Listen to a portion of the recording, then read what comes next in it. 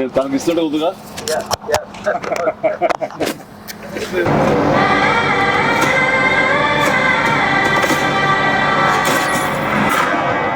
భజే వాయువేగం.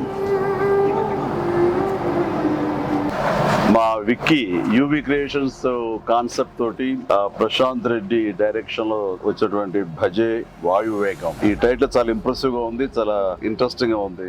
ఈ సినిమాలో ప్రత్యేకించి మా శిష్యుడు, మా అభిమాని కార్తికేయ హీరోగా నటిస్తున్న సినిమా ఇది. అండ్ తను నాకు ప్రత్యేకం. దానికి చాలా కారణాలు ఉన్నాయి.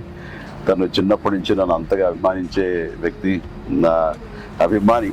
ఒక హీరోగా ఇలాంటి మంచి సినిమా చేయడం అంటే అది ఎప్పుడు బాగుండాలని మనస్ఫూర్తిగా నేను కోరుకుంటాను. ఆ రకంగా నా బెస్ట్ విషెస్ ఆల్వేస్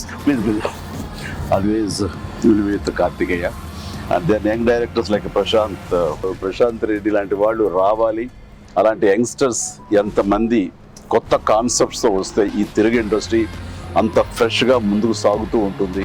ఈ సినిమా పెద్ద విజయం కావాలి. ఎందుకంటే దీని వెనకాల నేను పూజించే నా హనుమాన్ ఉన్నాడు. ఖచ్చితంగా ఈ సినిమాకి ఆయన ఆశీస్సులతో పెద్ద విజయం సాధించాలని మనస్ఫూర్తిగా కోరుకుంటున్నాను. అండ్ టీజర్ చూస్తున్నంత వరకు నాకు అనిపించింది ఏంటంటే ఇది ఫాదర్ అండ్ సన్ మధ్య ఉండే ఒక చక్కటి రిలేషన్, ప్లస్ యాక్షన్ కూడా చాలా బాగుంది. ఇంతకు మించి నాకు స్టోరీ కొంచెం తెలిసినా సరే ఎక్కువ లీక్ చేయదలుచుకోలేదు, చెప్పదలుచుకోలేదు. Don't worry. So all the very best.